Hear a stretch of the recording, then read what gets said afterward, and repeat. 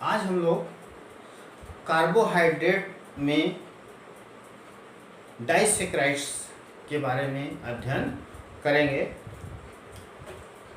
Disaccharides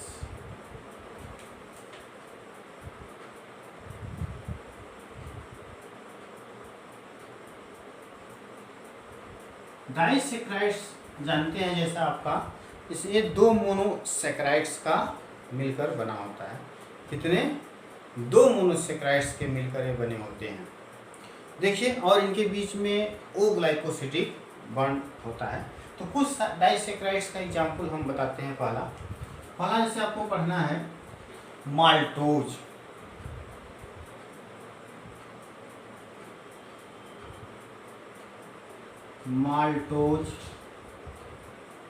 इसका structure हम पिछले वीडियो में देखे थे पूरा डिटेल में। इसमें दो ग्लूकोज होते हैं, इधर याद रखिएगा। जैसे आपको सिंपल तो याद रखना चाहिए आपको, ये दो ग्लूकोज आपके एनसीईआरटी में ऐसे दिया, आपका इनके बीच में बॉन्ड होगा ओ ग्लाइकोसिडिक बॉन्ड। कौन सा बॉन्ड होगा? ओ ग्लाइकोसिडिक बॉन्ड। माल्टोज, लेकिन अगर आपको जैसे अगर इसका डिटेल में लिखना होगा तो ये है अल्फा, आपका अल्फा डी ग्लूकोज होता है इसमें, ठीक है। और ये भी जो ग्लूकोज होता है अल्फा डी ग्लूकोज होता है, ठीक है। इनके बीच में जो बॉन्ड होता है ये अल्फा 1,4 ग्लाइकोसिडिक बॉन्ड होता है। तो ये आपको याद होना चाहिए। यानी माल्टोज दो ग्लूकोज मॉलिक्यूल का बना होता है, ये डाइसेक्राइड्स होता है। और ये आपका जो होता है इसको माल्ट शुगर भी बोला जाता है। क्या बोलते हैं? Malt sugar. इसको जैसे आपका क्या है कि गेहूं ये सब है, उसको भिगो करके उसको पूरी तरह से आपका उसको क्रश करिए तो उससे जो बनता है मटेरियल वही माल्ट होता है, ठीक।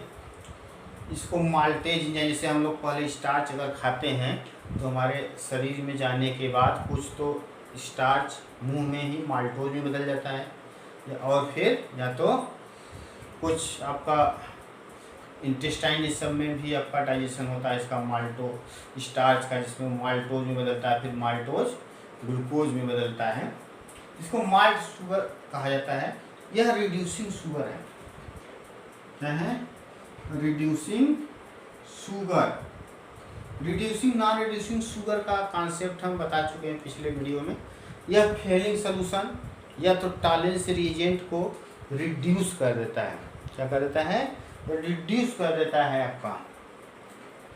देखिए, फिर दूसरा हम लोग देखते हैं डाइसेक्राइड्स, आपका लैक्टोज।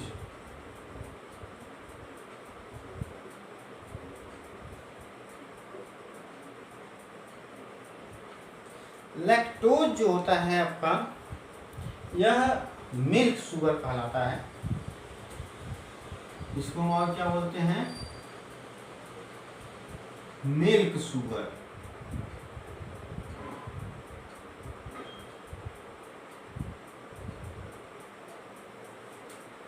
मिल्क शुगर कहते हैं क्योंकि ये मिल्क में पाया जाता है। इसी के कारण जैसे आपका कहता है कि मिल्क मीठा होता है। ये लिस्ट स्वीटेस्ट शुगर है, बहुत कम मीठा होता है, बहुत कम मीठा। जैसे सबसे ज़्यादा मीठा शुगर आप पढ़े थे फ्रक्टोज होता है, नेचर में पाए जाने वाले सबसे मीठा फ्रक्टोज, सबसे कम मीठा लैक्टोज। और भी देखिए, जैसे इसमें आप देखेंगे तो ये दो यूनिट्स, एक गैलेक्टोज और एक ग्लूकोज। तो बीटा डी इसमें गैलेक्टोज होता है और अल्फा डी ग्लूकोज। मतलब ये दो चीज़ों का बना होता है, लैक्टोज, ग्लूकोज और गैलेक्टोज। ये याद रखिएगा। अगर पूछ दे सीधे कि लैक्टोज किसका बना होता है, गैलेक्टोज और ग्लूकोज का, तो इन दोनों के बीच में एक बॉन्ड होता है। उस बॉन्ड का नाम है बीटा 1,4 इसका 1 यूज होगा, इसका 4, 1,4 ग्लाइकोसिडिक बॉन्ड।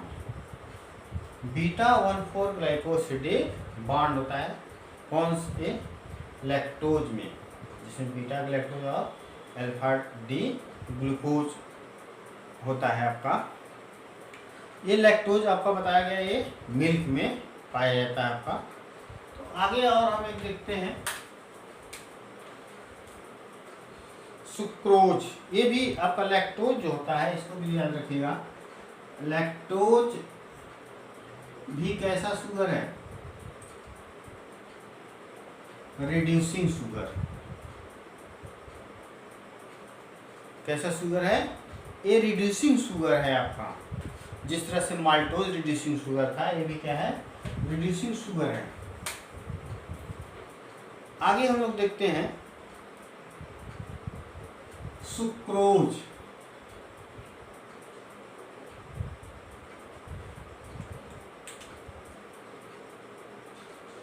सुक्रोज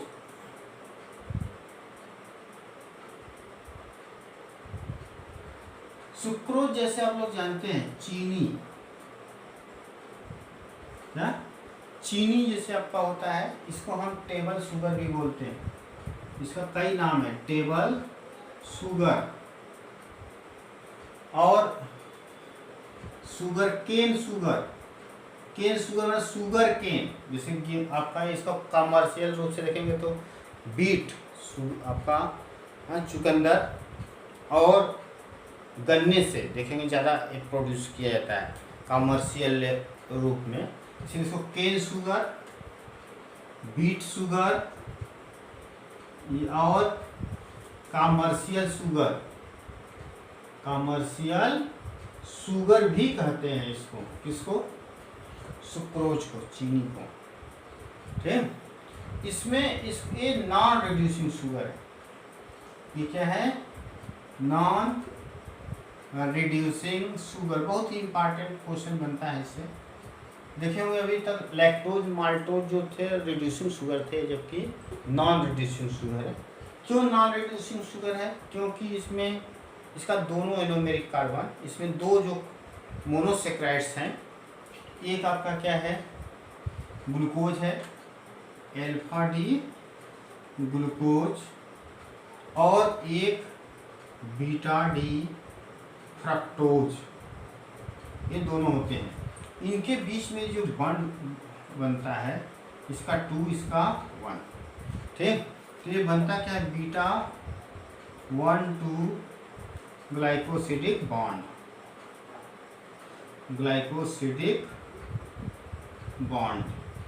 इसका फर्स्ट एनोमेरिक कार्बन और सेकेंड एनोमेरिक कार्बन दोनों बंद बना लेते हैं, बॉन्ड बना लेते हैं, इसीलिए ये आपका क्या है, नॉन रिड्यूसिंग शुगर। ये फेलिंग सोल्यूशन टॉलेंस रिएजेंट को रिड्यूस नहीं कर पाता है। ठीक, और फिर देखिए यह जो होता है सुक्रोज, चूँकि नॉन रिड्यूसिंग होने के कारण प्लांट में कार्बोहाइड्रेट का ट्रांसपोर्ट जो होता है वो सुक्रोज के रूप में होता है। जैसे क्वेश्चन पूछा जाता है कि प्लांट कार्बोहाइड्रेट को किस फॉर्म में एक जगह से दूसरे जगह ट्रांसपोर्ट करते हैं, तो क्या कहेंगे आप, सुक्रोज के रूप में। ठीक है, प्लांट्स या तो पौधे, प्लांट्स कार्बोहाइड्रेट्स